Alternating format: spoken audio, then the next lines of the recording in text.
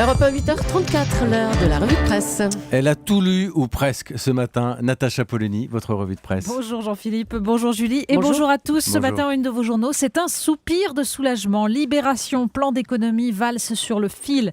Ouest France, Manuel Valls sauve son plan d'économie. C'est donc passé, mais ça a aussi un peu cassé. Le Figaro, Valls PS, la confiance ébranlée. Le Parisien aujourd'hui en France, une majorité au rabais. L'Opinion, comment Valls veut refonder sa majorité. Et l'Écho de la Haute-Vienne qui a ce joli titre, prête à prouver la gauche bafouée.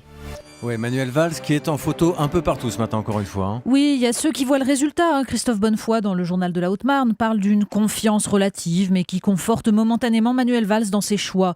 Pour Michel Urvoy, dans Ouest France, il vient même de bouger le centre de gravité du pays. Même pas peur, donc. Ça devait passer. Et puis, il y a ceux au contraire qui trouvent que, justement, ça n'est pas passé loin. Pour David Guévard dans le Courrier Picard, la gauche renoue avec ses vieux démons, la désunion. Pour Hervé Canet dans la Nouvelle République du Centre-Ouest, Matignon a frôlé le scénario catastrophe.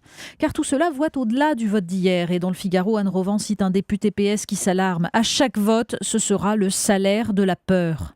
Sans doute aussi le salaire des promesses oubliées, des illusions perdues. L'un des mots-clés dans la presse ce matin, le travail, Natacha. Oui, alors que Manuel Valls paye la non-inversion de la courbe du chômage et le fol espoir de voir enfin les entreprises embaucher, il est question de travail ce matin. En une de Valeurs Actuelles, c'est d'une certaine manière avec un dossier sur ces assistés qui ruinent la France, prestations qui favorisent la fraude, indemnisation trop généreuse du chômage, aide médicale d'État qui attire les immigrés. Les thématiques sont habituelles, mais il faut lire ce matin le petit hebdomadaire de ce qui s'appelle le 1, hebdomadaire fondé par Éric Fotorino et dont c'est le numéro 4, donc le numéro 4 du 1.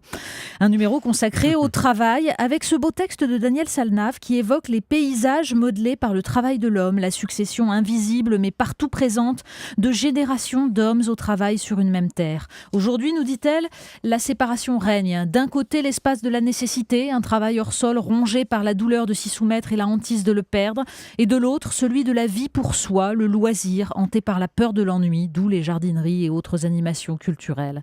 Alors peut-on penser un nouveau modèle, se demande-t-elle? Peut-on imaginer une économie coopérative qui émancipe les salariés, se demande le reste du journal. Le travail est au cœur de nos vies, au cœur de nos préoccupations, et changer la vie, c'est aussi penser le travail. On pense également à la vie en prison ce matin. Mais oui, parce que l'homme est un animal laborieux, mais c'est aussi un animal social. C'est ce que nous raconte un formidable reportage du Nouvel Observateur sur ces prisonniers américains qui sont de plus en plus soumis à l'isolement pour les faire craquer ou pour punir leur indiscipline. Joe Loya raconte les hallucinations, les pulsions suicidaires, le basculement vers la folie.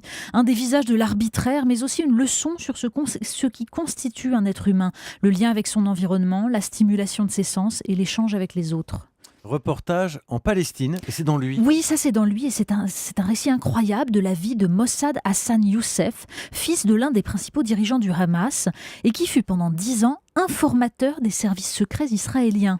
Arrêté à 17 ans, il est confronté dans les prisons israéliennes aux tortures infligées par les militants du Hamas à leurs propres recrues pour les empêcher de trahir. Il est révolté, il voit ses certitudes ébranlées, alors il bascule. Et pour compliquer le tout, il se convertit même au christianisme quelque temps plus tard. Aujourd'hui, il cherche la paix dans son exil en Thaïlande, seul, loin de cette terre de conflit. Alors c'est un classement qui fait beaucoup parler, celui du meilleur restaurant du monde. Oui, ça, le Figaro consacre 2 pages tout de même, 2 pages d'enquête à ce titre et ce palmarès, meilleur restaurant du monde, publié par Restaurant Magazine, une revue professionnelle anglaise, et très largement sponsorisé par l'industrie agroalimentaire.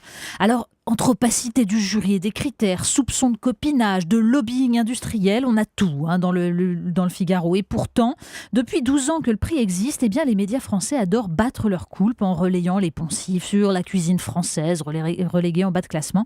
Accessoirement, le Figaro rappelle quand même que les lauréats de ce prix de la cuisine moléculaire et des additifs chimiques ont envoyé des dizaines de personnes à l'hôpital pour intoxication alimentaire.